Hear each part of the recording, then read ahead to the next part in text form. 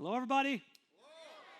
I want to start by welcoming all of our friends and family who are joining us online today, or you're at one of our physical locations or campuses. Whether you are in Southeast Wisconsin, or you're in Northern Illinois, or the Seattle area, or you are somewhere else on this planet, we just are glad to have you, so let's welcome them.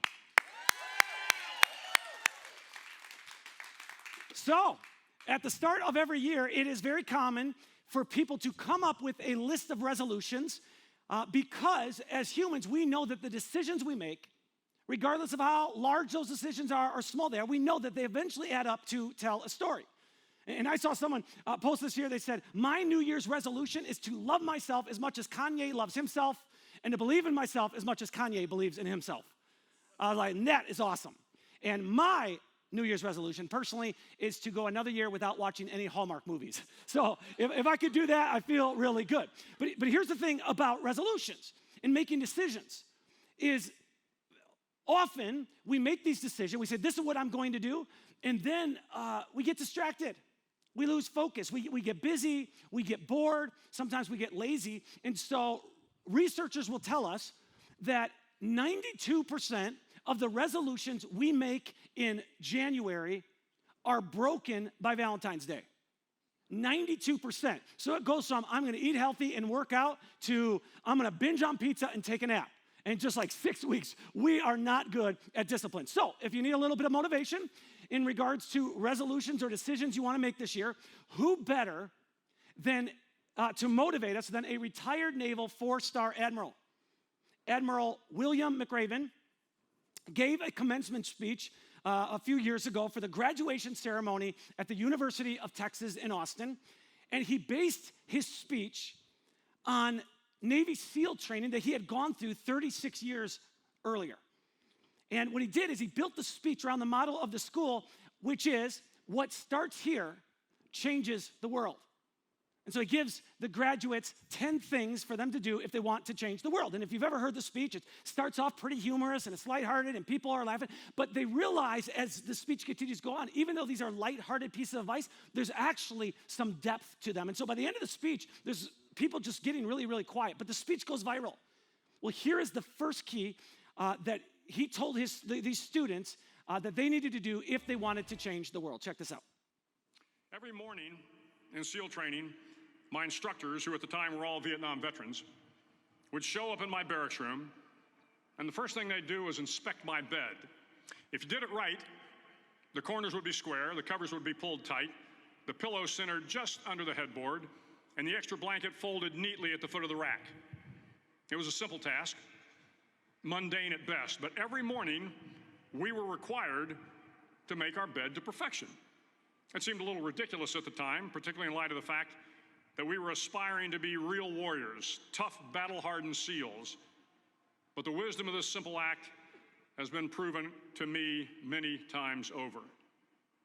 If you make your bed every morning, you will have accomplished the first task of the day. It will give you a small sense of pride, and it will encourage you to do another task, and another, and another. And by the end of the day, that one task completed will have turned into many tasks completed. Making your bed will also reinforce the fact that the little things in life matter. If you can't do the little things right, you'll never be able to do the big things right. And if by chance you have a miserable day, you will come home to a bed that is made, that you made. And a made bed gives you encouragement that tomorrow will be better. So if you want to change the world, start off by making your bed. So if you want to change the world, start off by making your bed. If you want to make a big difference, start out with something small. And I know it sounds ridiculous, but it really does speak to the power of the decisions we make. Regardless of how large or how small they are, eventually they add up to tell a story. And if the decisions of your life have not led to a story you want to tell, if the chapter of your life that you're currently living is not a chapter that you want to be living, maybe it's a chapter where you feel stuck. You feel stuck in an addiction. You feel trapped in some sort of career. You feel imprisoned in a relationship that's become very, very toxic, a friendship that's just gone in the wrong direction. I want you to know you do not have to accept defeat. There is a way to escape the chapter you are in. 3,000 years ago, when the people of Israel would go through challenging and difficult times, they would sing different songs to remind themselves of the faithfulness of God and the freedom that God brings. Here's the first line of one of those songs. God is our refuge and strength, always ready to help in times of trouble. So regardless of where you're at in life, regardless of how long you've been where you're at, God is ready, willing, and able to get involved. So at any point, what needs to happen, if we want God to get involved, is we just open our hearts, we open our minds, we open our will, and we invite God into the situation. We invite him into the relationship. We invite him into the crisis. We say, God, I need you to get involved, and God is ready to extend what needs to be extended, whether that's grace or mercy or forgiveness or help in some way. Now, unfortunately, the way God responds when we ask him to get involved is not the way we want him to. Right? God is not some magician and pull some rabbit out of a hat. Oh, I'm going to solve all your problems, right? He's not some bodyguard who protects us from the consequences of decisions we make. Often the way God responds when we ask him to get involved is God gives us wisdom to make better decisions. So we're going down this path. We say, God, I need you to get involved. And God helps us by giving us the wisdom to make better decisions and go down a different path. In fact, James, one of the brothers of Jesus, he writes about this to his first century audience. Here's what James says. He says, if you need wisdom, ask our generous God, and he will give it to you. So God is the giver of wisdom. Now, just so we're all on the same page, let's define wisdom. Wisdom is living today with tomorrow in mind. It's one of the greatest definitions of wisdom I've ever heard. It's living today with tomorrow in mind. Wisdom is the ability to connect the dots on how my decisions right now, today, are going to impact my life next month, how those decisions are going to impact my life next year, or even decades from now. And so James says to his readers, God is the giver of wisdom. Now, just to be clear, we don't need wisdom for every decision we make in life. Right? I don't need wisdom to decide what cereal to eat. I don't need wisdom to decide what to wear.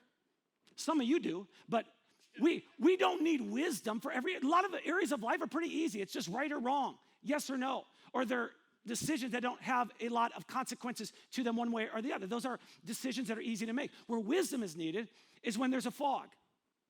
Where wisdom is needed is when we're unclear about something, there's ambiguity.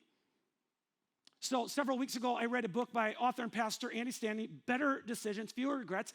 And a lot of this series, not all of it, but a lot of this series is really coming from the chapters in his book, because Andy talks about making decisions in his book. And he says there's 5 questions we need to be asking whenever we make a decision.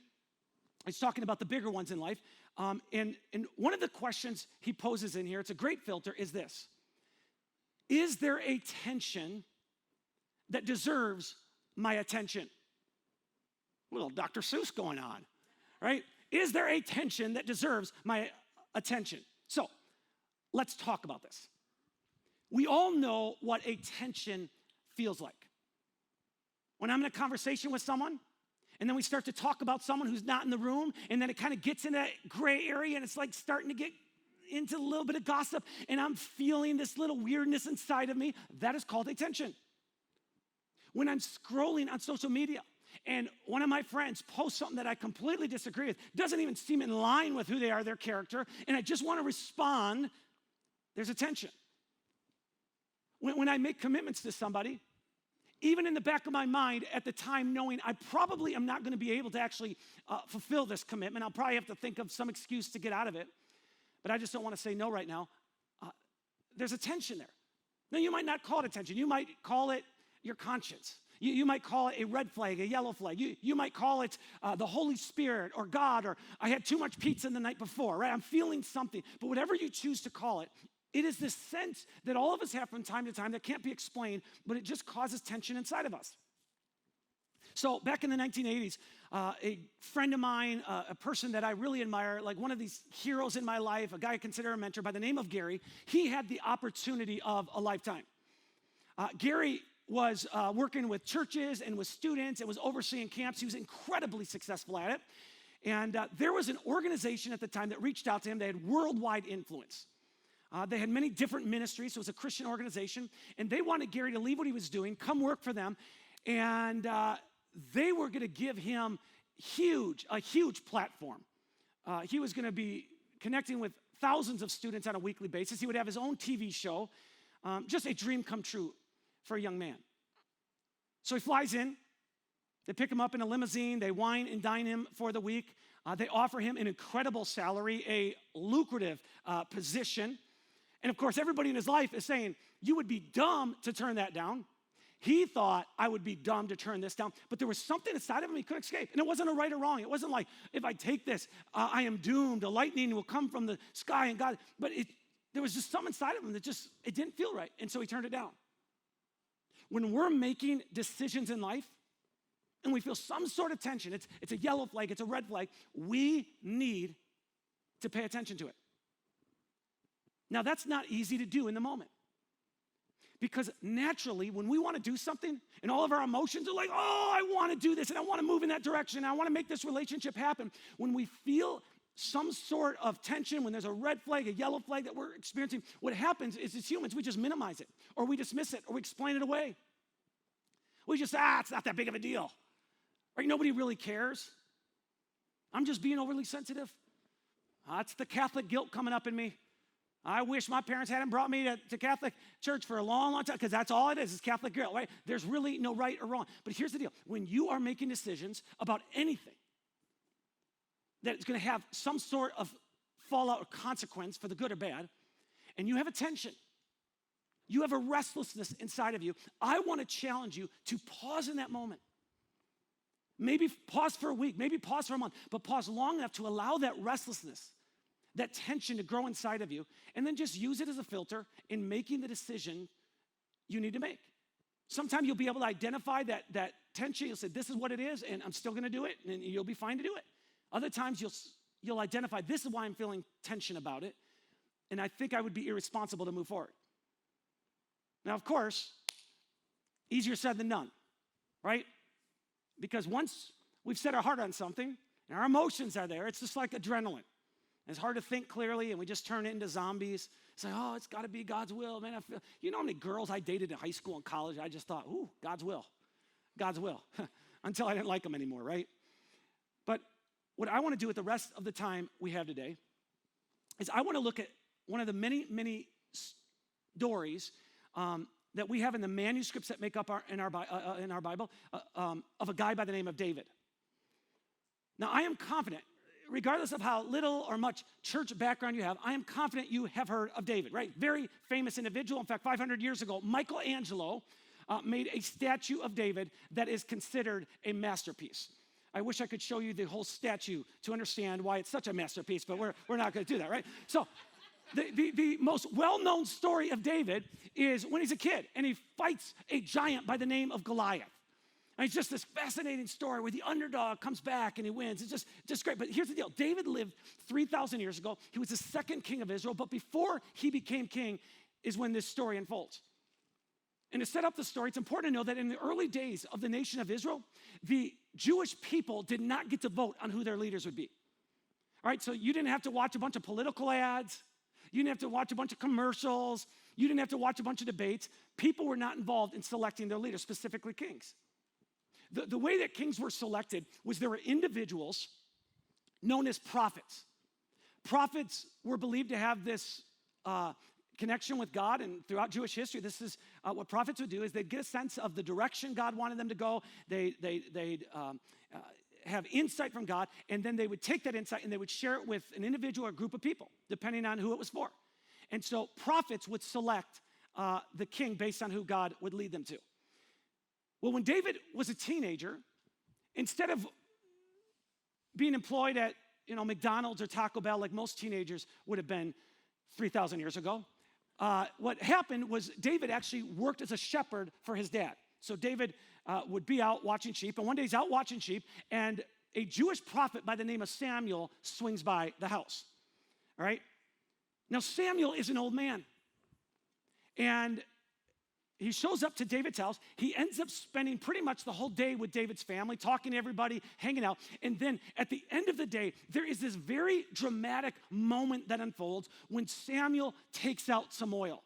And then he does this presentation on essential oils and doTERRA, and he, tries to get people to buy in. But he takes this oil, and what he does is he says, David, one of the many sons in this household, David has been chosen by God to be the next king of Israel. And he takes the oil and he pours it over his head. So David is going to be the future king of Israel. Big deal. I mean, this is huge. Samuel makes this announcement. Hail to the Chief starts to play in the background. Balloons drop from the ceiling. The marching band shows up, right? This is huge. Just one problem. There's already a king, and his name is Saul. And Saul thinks the way every single one of us think. If we were king, the way we would think is when I die or I'm no longer capable of leading, what I want to do is pass the throne on to one of my children. He wanted to pass it on to his oldest son. And so really we have three key people in this story, Samuel, David, and Saul. But the story really focuses in on David and Saul. Now, if this story is going to have any impact on us whatsoever, at some point, we need to ask the question, where do I find myself in this story? This is really good to do with any story that you read in the Bible, specifically ones that you are familiar with.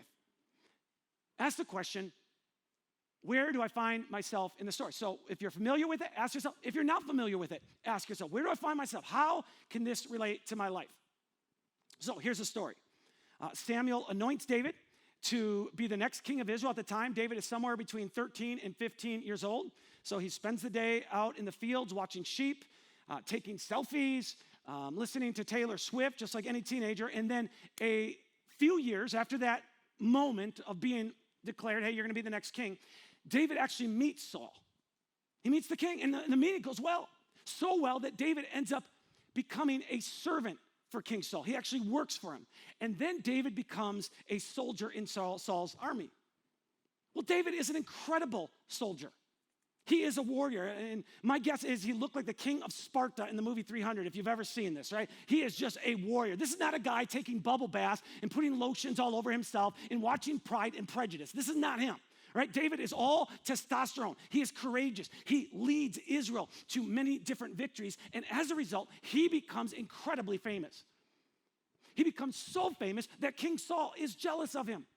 He sees David as a threat to his legacy, and he just determines David must be destroyed. And so David does what we would do if somebody wanted to destroy us. He takes off. I remember years ago, I had a tension with somebody in Kenosha, which is where I live, and I ran into them at a grocery store, but I saw them before they saw me. All it was a tension. They didn't want to kill me. And all I did was take out my phone, put it on silent, put it up to my ear, and then walk to the next aisle so I didn't even have to run into them. And if I did, they would see me on the phone so we didn't have to talk about anything. Okay, that's how I want to avoid conflict. David just takes off, and he takes off to a remote wilderness area, and he is a fugitive in there. But remember, by this time, he's a legend. People love him. And so there's a bunch of outlaws and fugitives that say, hey, we want to be with David. So they actually find David in the wilderness, and they pledge their loyalty to him. It's like Robin Hood. He is the hero of the people, and he has this army of 600 guys that surround him in this season of his life. So here's how this particular story unfolds. Here's what we read. After Saul returned from fighting the Philistines, he was told that David had gone into the wilderness of En-Gedi. So Saul chose 3,000 elite troops from all Israel and went to search for David and his men near the rocks of the wild goats. All right, so Saul gathers this army of 3,000 men. He wants to pursue David and track him down and ultimately kill him. Well, thankfully, David has a head start. And so here he is. He's hiding out in the wilderness of En-Gedi. 600 men come and join him. Now, the thing about En-Gedi, I love this. You can visit this location even today. All right, so we've got some pictures here. It's a mountainous area. It also has some natural springs and things, but there's lots of caves, as you can see, where you can hide out. And so this is where David and his guys are. Here's what we read next. At the place where the road passes some sheepfolds. So I'm assuming you know what he's talking about. Right? They don't have GPS coordinates, so this is the way they tell people what's happening. They said, this place, Saul went into a cave to relieve himself. But as it happened, David and his men were hiding farther back in that very cave. This is like a story a second grader would love, right? Absolutely unreal. David's on the run from King Saul. He's got an army of 600 men. As they look out, they see King Saul along with like 3,000 soldiers coming their way. And now they have to make some quick decisions. Right? Number one, they could say, all right, we're going to do our best to fight, but it's obvious we are outnumbered. They could have taken off and said, we're going to try to outrun King Saul and his guys. It's kind of risky. The third option, and they went with this, is, hey, let's split up and let's go into different caves and let's hope that Saul and his men come through here and they don't realize we're here, or it just becomes a quick stop and then they are gone. Well, it just so happens that in all of the En-Gedi wilderness, in this massive amount of space, the area where Saul and his men stop so that Saul can go relieve himself from the Taco Bell he had the night before was the exact cave where David and a handful of his army are hiding. Now think about this. This is crazy miraculous. It is like God has intentionally directed Saul into this very cave. All the stars have aligned. This is a perfect opportunity for David to kill Saul and become king. And some of the soldiers who were with David, they thought the very same thing. Here's what they said. They said, now's your opportunity. David's men whispered to him, today the Lord is telling you, I will certainly put your enemy into your power to do with as you wish. Translation, David, we've sat around the fire with you on many occasions. You've told us the story about how the prophet Samuel showed up to your house and in front of your dad, in front of your brothers, he made it clear that God chose you to be the next king of Israel. And you told us, as difficult and as challenging it's been with all the ups and downs, you told us, David, that you believe God's gonna make it happen one way or another. This is your opportunity. It's so obvious that God is in this. I gotta tell you, I agree with them. What are the odds that King Saul would show up in the very cave that David and his men are hiding? If this is not the hand of God, nothing is. And so the guys who are with David are telling him, man, this is your moment. You better kill Saul before he kills you. From the outside looking in, this is a God thing. Whew. So let me ask you, have you ever experienced something in your life where from every angle you look at it and you study it, it's just so obvious God has got to be in this? Right? You've been praying for a job for 6 months. You've been wanting to change careers. Now you have a friend who says, man, I got you an interview. It's pretty much a gimme. I mean, you're going to get more money. You're going to have less responsibility than you ever had before. That's just got to be God. Right? Or your marriage just isn't going the direction you want it to. Your husband is not a follower of Jesus. They don't understand why you're a person of faith. And now you run into somebody and you meet a guy and he loves the Lord and he prays and you get talking and it's like, man, you read the same books by the same authors. You listen to the same Christian podcast. Your worship song is, man, it's the same. You look at your Bibles and you realize we read the same translation. Oh my goodness. And you are just blown away. It's like God has got to be in this, right? Or you've been wanting a new home for a long time. And you've got a growing family. And you look and the interest rates are the lowest they have been in decades. How can God not be in it? I mean, God is speaking to us. He might as well have sent an angel from heaven. See, our tendency is when our circumstances line up to our prayers or our heart's desires, combined with our amazing ability to twist Scripture and make it say whatever we want it to say, will lead us to conclude, God must be in this. That's the power of emotion. We just get caught up in the moment. But when emotions become our guide for decision making, inevitably at some point we are going to get stuck. And we're going to find ourselves in a place that we wish we were not. Years ago, I read a book on emotions, and at the introduction of this book, the author tells the true story of a small high school in a town in Oklahoma in the 1930s. And they had, over a course of several years, produced bad football teams. They were just losing. And a wealthy oil producer gets the team together before one of their games. They were going to play a rival across town. And the oil producer said to them, hey, I want this to be a winning team. And so I am going to buy a brand new Ford automobile for every single player on this team and every coach if you just win the next game.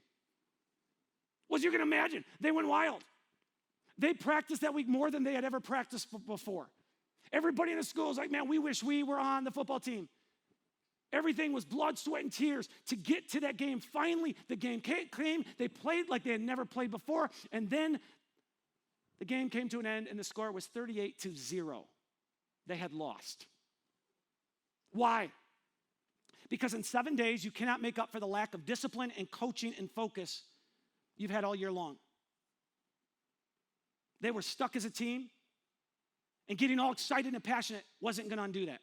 Emotions are amazing. We need emotions. Nobody wants to live in an emotionless society, but our lives have to be driven by more than emotions. And so 3,000 years ago, in the back of a cave, David and his men are feeling all sorts of emotions when they see King Saul enter.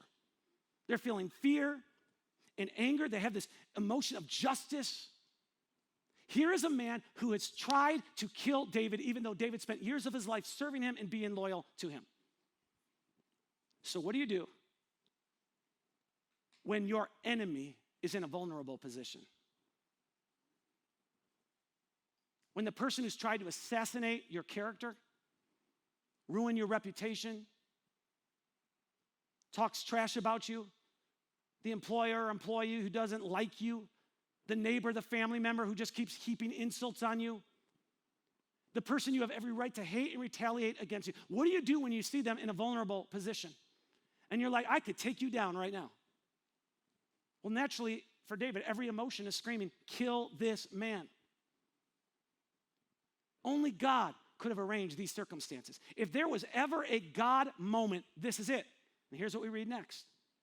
So David crept forward and cut off a piece of the hem of Saul's robe. So apparently Saul has laid his clothes and armor down in order to relieve himself. This is not a word picture I want you to focus in on, right?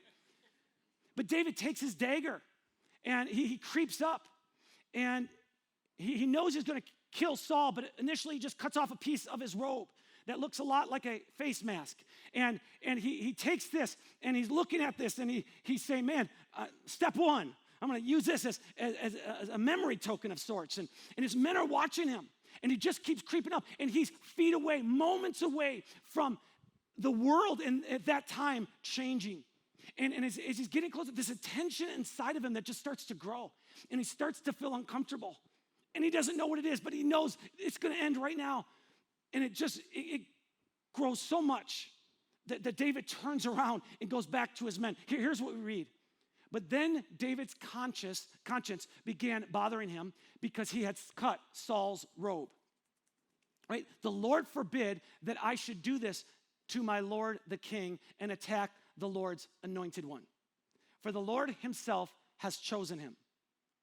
And so David restrained his men and did not let them kill Saul. He said, man, I'm feeling guilty. I even cut his robe. He got a good deal at Bed Bath & Beyond, but man, I should not have cut that thing. Right? And he realizes I was about to take down the king. Now here's the deal. When David decides he's not going to kill him, he has no idea what the outcome of his decision is going to be. He doesn't know, is this going to turn out happily ever after, or is Saul going to turn around and take me down? Don't miss this. Not everything that looks and feels like a God thing is a God thing. Not everything that causes your emotions to go, yes, yes, yes, means that God's in it. And so David was able to see something the other guys didn't see. He was able to sense something that the other guys did not sense. And so he pushed through his emotions and he came to a point of clarity. Here's what we read next. After Saul had left the cave and gone on his way, David came out and shouted after him, my Lord, the king. And when Saul looked around, David bowed low before him. Then he shouted to Saul, why do you listen to the people who say I am trying to harm you? This very day you can see with your own eyes it isn't true. For the Lord placed you at my mercy back there in the cave. Some of my men told me to kill you, but I spared you. For I said, I will never harm the king. He is the Lord's anointed one. So David said, hey, Saul, got that from your robe. Check it out. Someone's going to have to go sew it for you. But hey, here's the deal. I could have killed you, but I didn't do it. I chose not to. And then David says this, may the Lord judge between us. Perhaps the Lord will punish you for what you are trying to do to me, but I will never harm you. In other words, Saul, I'm going to do the right thing. I'm going to wait to allow God to determine the outcome of the conflict between us. It may be the dumbest military and political and leadership decision I've ever made in my life, but I will not take matters into my own hands. God appointed you to be king. I'm not going to remove you from king. I am not going to play the role of God in your life or mine. And he paid attention to the restlessness. If he would have killed Saul, nobody would have blamed him. This was a time period of history where it was common and understandable to kill your enemy. But that internal hesitation we feel from time to time, that red flag is often God's way of turning us into a different direction. So in the 1980s, my friend Gary turns down this opportunity of a lifetime to work at a large and influential organization, this ministry, very eclectic with all these different branches. A few years later, that organization imploded. Some of you might remember this, the PTL Club, right? They went through a huge scandal in the late 1980s, and it went from this massive organization, this TV ministry and church and theme park, to literally nothing. And this theme park went from having a castle to just being deserted, and you see the water park, and it just came apart. And if Gary would have gone to the PTL Club, it wouldn't have necessarily been right or wrong, but he paid attention to the restlessness.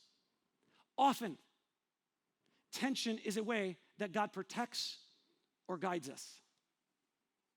And so not long after this interaction with King Saul, there's a battle that takes place, and Saul realizes, hey, I'm in trouble. I'm going to be killed. And so he literally takes out his own sword and falls on it and takes his life. Crazy ending. But here's the question I want to leave you with today and as we wrap up. What is the tension? What's the red flag, the yellow flag? What is the restlessness inside of you right now in whatever decision you're making that you need to be paying attention to? I've experienced tension before when I went to post something on social media. And sometimes I paid attention to the tension, and other times I have not. Sometimes I felt a yellow flag when I went to send off an email. Multiple times in the past 20 years, when I was disciplining one of my children, I'd come up with a rule. They were grounded for this. They couldn't do this. They couldn't. Multiple times, I felt a tension inside of me that if I don't go back and undo this, I may unintentionally lose a relationship with my son or my daughters in this season because I'm being overly strict. I felt tension when I've given my word to someone and knew I wasn't necessarily going to be able to fulfill. I felt tension when I've been telling a story and exaggerating, just a simple little yellow flag, right? It's exaggerating. I need to stop right now and tell them, no, that's an exaggeration. But where is it for you? Maybe you're in a work environment where flirting is getting out of control. Or you laugh at jokes that have an element of sexism or racism to them. Or maybe you go to sell something on Craigslist or on a social media, and you know there's something wrong with the car. You know there's something wrong with the product, but you're not going to fully disclose it. And there's some inside of you that just says, no, you need to do this. Or maybe you're just overwhelmed because you have this restlessness and there's this tension inside of you because you feel like, I think this person's taking advantage of me. Every time I see them, it's like a garbage truck is like, beep, beep, beep. They back up and dump all their garbage into my life. And it's like, I don't think this is healthy or good, but you just keep ignoring it. Here's the deal. Continually ignoring the tensions in our life will eventually cause us to become callous. When we ignore the conviction or restlessness or red flags or whatever you want to call it on a regular basis, we start to grow callous. And we see this even in David's life. You know, David had seasons where he paid attention to that restlessness, but there were other seasons he just ignored it.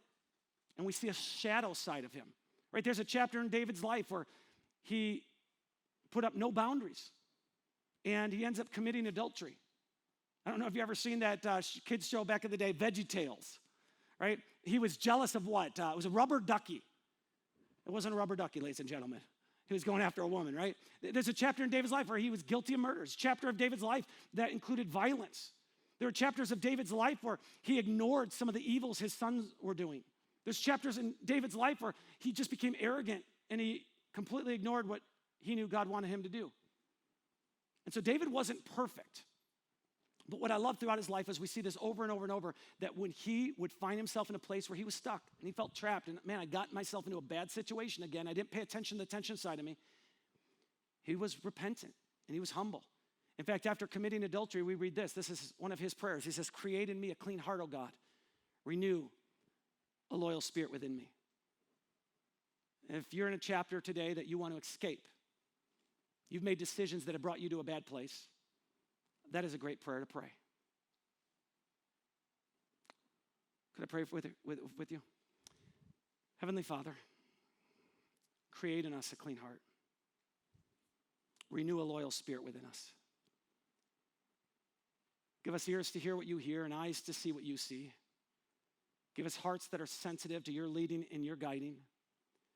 Give us the ability to sense the direction that you want us to go in life, and help us to pay attention to the restlessness and to the tension and to the yellow and red flags that we occasionally will feel when it comes to making decisions. We pray this in Jesus' name. Amen.